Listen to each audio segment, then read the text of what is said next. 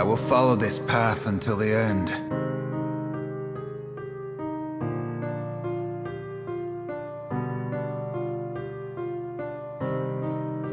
Everyone faces a reckoning, Riven.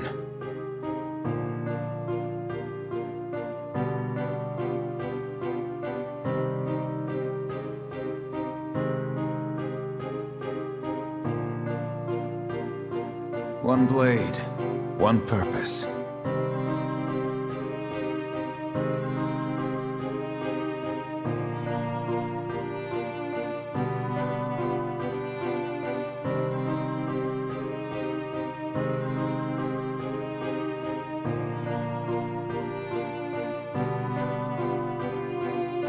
Some mistakes you can't make twice.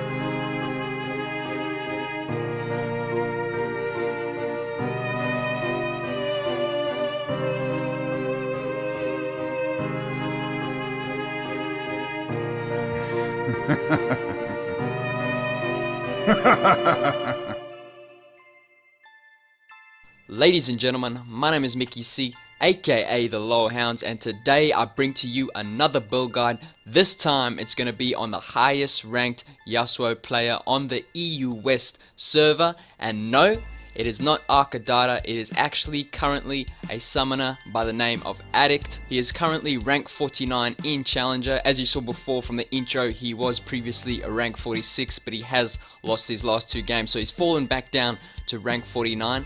As some of you may know, Yasuo is one of my favorite champions in the game, so I always like to look on what builds are trending on Yasuo, particularly in the higher elos. So basically with this video, I'm just going to go through his item build, runes and masteries, skill order, as well as his summoner spells. So without further ado, let's do this. So first of all, he predominantly plays Yasuo in the top lane, and then the mid lane would be his second preference. His summoner spells, he would obviously always take flash. However, his other summoner spell would either be teleport or exhaust. By the looks of things, he would usually take exhaust against champions he knows he will be trading a lot with, particularly in the early game. So champions such as Riven, Ringelking, Kale, and Zed. Also, he would consider taking exhaust against ranged champions that he knows he can abuse early on, such as Gnar. However, for the most part, in the last week or so, he has mainly been taking teleport. Moving on to his runes and masteries. Starting with his masteries, he takes 18-12-0, with his keystone mastery being Fervor of Battle. Fervor of Battle is definitely the best keystone on Yasuo right now, so I highly recommend you go with this keystone if for some reason you are currently going with something else.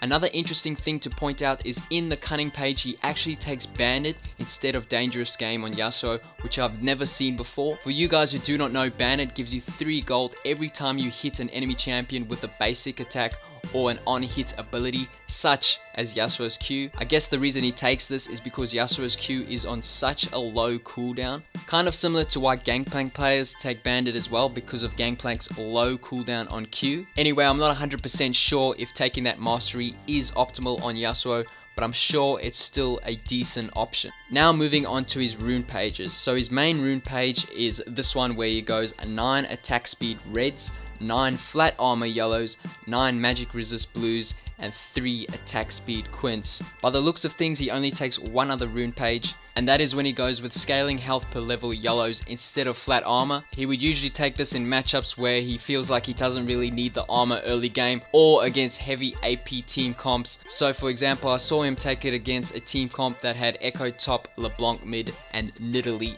jungle. Now moving on to his actual item build.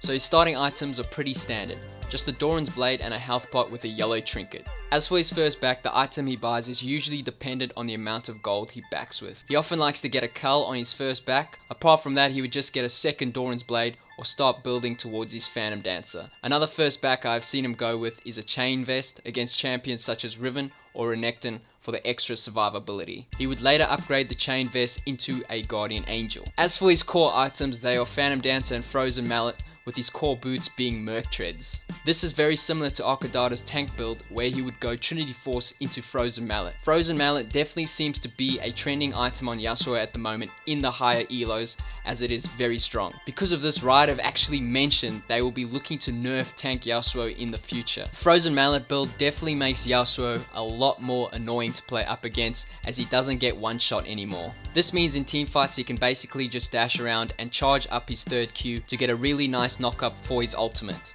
An example of a final build would be Phantom Dancer, Frozen Mallet, Merc Treds, more of malmortius, Infinity Edge, and Bloodthirster. Note he sometimes rushes Hex Drinker against AP matchups, but you mostly see this happen in the mid lane. Other items he would consider to go with are Berserker Greaves, Ninja Tabbies, Guardian Angel, Mercurial Scimitar, Blade of the Ringelking, and Wit's End. Wit's End is an item you don't really see on Yasuo, but he would consider it against AP matchups and when his team doesn't have much AP damage. Blade of the Ringelking, you would usually see that against champions that stack health. So that's pretty much it for his build. For the most part, it's a full damage build with his only defensive items being the health you get from Frozen Mallet, more of malmortius, and Merc Treds. Finally, we will talk about his skill order. So against melee matchups, he would start Q, and against ranged matchups, he would start E. He starts E so you can get in range of those enemy champions and trade with them level 1. Now interesting, he actually maxes Q first in every single game he plays, E second, W third, and then obviously his ultimate whenever you can.